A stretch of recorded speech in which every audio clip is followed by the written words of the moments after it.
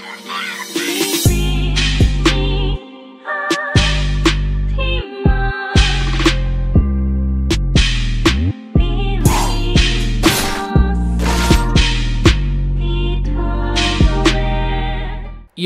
so I finally got to watching this week's episode of Dragon Ball Super, and can I say, it was actually worth the wait. Like, me, myself, personally, I was a little upset that I watched it Monday, but it was actually worth the wait. It was insanely good. Just the moments, the hype moments, they really made the hype moments super strong. And not to mention as well, I don't think anybody's ever going to forget KALE CAULIFLA after this episode, like, ever again. Because sometimes Cabo is a pretty forgotten saying, if I do say so myself, but I think these KALE and CAULIFLA put a stronger message of who they are, what they're capable of doing, and how much they care for each other in this week's episode. They have in any other episode, and just any other time than Kaba has. Sure, Kaba popped off and what he was saying on Vegeta, but I mean, it's kind of forgotten. It was actually insanely forgotten. A lot of people even forgot who Kaba was. It got to that extent. So, alright, Kaba, move over. These two new Saiyans from your planet, so much better, dude. If you guys are enjoying, slap a like, subscribe. Guys, everybody talk about it down in the comments down below. I'd love to hear thoughts. But this episode kind of went off with the Pride Troopers from Universe 11 kind of feeling themselves when we all are sitting there as viewers knowing good and damn well that Jiren and Toppo are the only niggas running hands from that entire team. Nobody else from Universe 11 is a threat outside of Jiren and Toppo. Nobody else. And I think this episode really solidified that. You had this chick that could create barriers that tried to stop everybody, but she was easily destroyed by Andros 18. You had the general dude, who I actually thought would be kind of strong since he went on a lot of missions with Toppo and Jiren. I thought that he'd be strong. He's kind of a memorable face, and usually when you see a memorable face, they're kind of strong. They hold some type of importance, but no, he honestly just fucking sucks. He seems like the guy that just calls the shots, if anything, because he had these dual blades. He can turn his ki into weapons, and I was like, huh, doesn't sound like Zamasu, Black Goku, Vegeta. Doesn't sound like any of them have done this all before you. Did I say Vegeta? I meant Vegito. Because they've all have done this before you, so don't try and act special, my guy. It's been done before. Nobody was surprised when they saw this, dude. I was like, wow, really? Really, man? Because I wasn't even surprised when I saw that. I genuinely was not. I was like, dude, he got half-assed. He got half-assed, man. Everybody else kind of had this ability, and then him just like, oh, I can turn my ki into weapons. He got half-assed. He should have turned his ki into a shield, bro, because all he did is turn it into swords. Even more half-assed because Zamasu, Goku Black, and Vegito had this. As well as fused them. So that's 4 characters, you know that? It's 4 characters had this. So, alright, fucking P, am I right, dude? But KALE and CAULIFLA really popping off here. You have androids as well. Both the androids actually popping as well. I want to talk about them first. The androids showcasing their strength this week, blowing away the cast. It was completely one-sided throughout the entire fight. The androids decimated the Pride Troopers. Absolutely decimated them, dude. Like, they just had absolutely no chance against them. And I thought maybe the Pride Troopers would do something, because I know Goku's holding back, but it doesn't seem like the androids need to. And they actually did mention this a couple episodes ago. They don't need to hold back because they don't run out of energy. People like Goku, like Vegeta, like Gohan, like Piccolo, the rest of the cast, basically, they are holding their energy back, preserving their strength, and probably for the last moment, you know, when there are very few people left, I think is when they're going to go all out. And we already know for Goku, that's going to be when he 1v1s Jiren. Even if there's hella people left, and he's 1v1ing Jiren, you know good and damn well Goku's not going to care, and Goku's going to toss them hands with Jiren. You know good and damn well he's not going to, whatsoever, at all.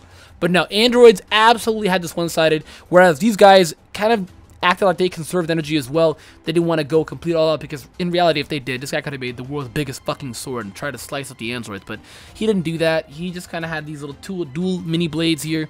Android 17, absolutely one-sided. I was like, that's my man, Android 17. I heard his voice. I'm like, I wanted to see him fight for a long time, and then next week's preview, he's fighting again. I'm happy. I'm excited that he's fighting again, because I like Android 17. I like Android 17 a lot, you know? Holy shit! I'm excited, man. You know what I mean? And Android 18 is actually popping up as well, showing that she just shits all over Krillin. Like, it's like, Krillin don't deserve her, man. I know Krillin a hard-working man, so I mean, he do deserve her. But, like, bruh. bruh, man. Oh, that just hurts so much because she's so strong, man. Krillin, pick up the weight, my guy. But I mean, she just destroys this barrier chick. And not to mention Kale and Caulifla's pop-off here, where I just thought they were doing absolute shit, especially Caulifla.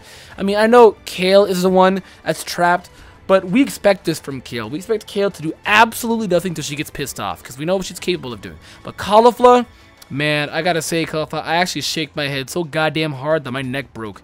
That's how hard you made me SMH, Caulifla, because I was disappointed with you.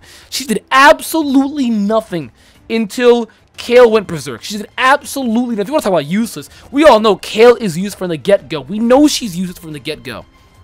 Until she gets mad. Alright? Because she doesn't know how to control her shit. At leleast Caulifla can go SSJ1 and put up a better fight, but she did not. She went SSJ2 mid-blast. I gotta say, she paid the homage. Absolutely. Paid the fucking homage, dude. Because she went for a singular key energy blast with one hand. And I'm like, I caught Teen Gohan vibes here. Did anybody else catch Teen Gohan vibes here? Or it was like a father-son Kamehameha type of thing here? Except it was more like a sister's Kamehameha. That's what I'm gonna call it. A sister's Kamehameha is what I'm gonna call this one. A sister's Kamehameha. Women, y'all have power now. Y'all have power now because you got these powerful ass women out here doing work. Work, dare I say. Always fighting for the rights. We're fighting for your rights. We're fighting for your rights. But no, it's just sister's Kamehameha they did here. I got hella Gohan vibes from Caulifla. I really did want you for that one hand key energy wave. I caught a lot of Teen Gohan vibes there.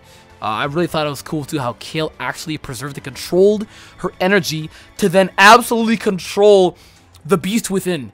And you know that form where Broly went SSJ, it wasn't legendary, it wasn't LSSJ, it was kind of like it was just SSJ. You know, he had kind of the greenish tint to his hair, not the spikiness, big muscle, but he was still slim, skinny body, but his hair was definitely different from his normal hair. It was like yellow, greenish tint. I feel like that's what happened with Kale here. She went into a form like that, and basically SSJ is what she went to, and this is her form of SSJ, which it's so much Broly vibes from her, you know? It's already confirmed that Broly vibes are a thing from her, because the guy that actually worked on the Broly movies and worked on Broly, the maker, the animator, I guess you could say, kind of the artist, he's also working on Kale. I've said this in a lot of reviews, but just putting it out again. But you can really see more of Broly as the episodes go on. Like, we see more and more and more of it, you know? And I thought it was really cool as well. She mid-transforms during the key collisions. She mid-transforms and just blows into smithereens. Even Caulifla mid-transforms throughout this process here. And she becomes SSJ2, and they blow the competition away, dude. They just absolutely blow it away. I had a lot of respect for these two, even for Goku, really. Like, Goku just let them go, you know? And it's just, now I'm sitting here thinking, how are they going to keep continuing in these fights? This is the second fight that both of them have gone through and endured with their lives still intact, still being in this tournament.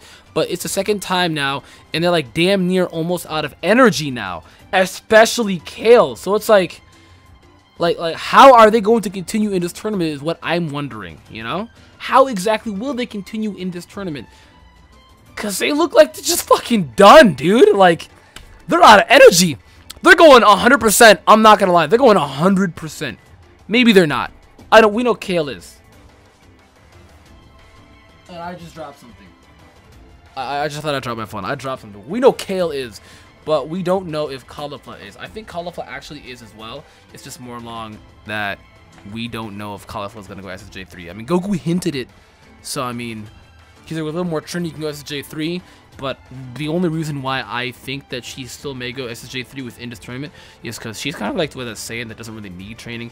She went through Saiyan on her very first attempt, and then she went SSJ2, still on the same day and moment of her very first attempt. Struggled to go SSJ2 again, but went Super Caulifla. And then when Goku told her a little trick, immediately went SSJ2. She just didn't have a full mastery of SSJ2, which if you don't master SSJ2, it actually will burn through your system, as it makes you infinitely faster. We've seen from Teen Gohan and from also SSJ2 Goku, SSJ2 Trunks, as well as SSJ2 Vegeta and SSJ2 Gohan. We've seen that it makes them incredibly faster. It ups the speed, but at the same time as well, it's up in the speed of how much ki you're burning throughout every transformation. So if she doesn't have perfectly controlled, she's going to keep burning ki and thus burning energy. That's why every time she goes SSJ2, she just kind of burns herself out. She depletes, you know what I mean? So I don't know, because SSJ3 is like that, but even more, dude. Like, even Goku could barely handle it. In Dragon Ball Z, he never controlled it. Fun fact, if you guys didn't know, he could never fully control SSJ3 in DBZ because it always burned through his system incredibly fast. But then you see in like Dragon Ball Super, he didn't really burn through his system. He controlled it better, so... yeah, but I don't know, dude. I just don't fucking know. I'm interested to see where it's going to go. Next week's preview, you have the Universe 2 female fighters here. These little cute vegetarian female fighters here, and they're pack a punch. I'm not going to lie. You have Android 17 fighting up against them, Android 17 and Goku fighting up against him, as well as Vegeta fighting up against him. And we knew Vegeta was going to fight them because in the goddamn opening, you see Vegeta going up and fighting against him. So it's like, I don't know if these guys are going to be good or not. Universe 11 seems incredibly gassed. Everybody said they're going to win. I mean, Universe 11 just lost 5 members. They lost half of their team. I think they... no, more than half. I think they said they have 3 or 4 members left. I know Jiren and Toppo 100% guaranteed. The Beerus guy. And then somebody else. I can't remember. They said 3 or 4. But we'll have to see. Basically, they lost more than half of their team. Just in that one fight. More than half of their team. And Universe 7, Goku's universe, has lost only 1 member. Universe 2 hasn't lost. I don't think Universe 2 has lost anybody yet. Maybe they did. And I know for a fact Universe 6 has not lost anybody yet. They still have Kao, they still have Frost, they still have Hit, they still have both the Super Saiyan girls. They have Magetta and Batamo still. So they're bullet on Mars, man. They haven't lost anybody yet, so... Champa's giggling. You know he's giggling, man. But guys, that's going to be it though for this review. If you guys enjoyed this, have a like, subscribe. I'd love to hear your thoughts and comments down below. I dropped a video as well, or probably later. Yeah, definitely earlier today I dropped a video. No, it's going to be later today where I'm talking about the animes that I'm watching this season. It's about a 25-minute video. So it's kind of lengthy, but it is worth the watch. I think you guys will like it. Just in case if you guys are curious what I'm going to be first impressioning on for the first 3-4 episodes. And so forth. So definitely go check that out. It's gonna be on the channel later today, probably at around noon. So thank you guys for watching. I am the Nexus. I'll catch you guys later. Goodbye.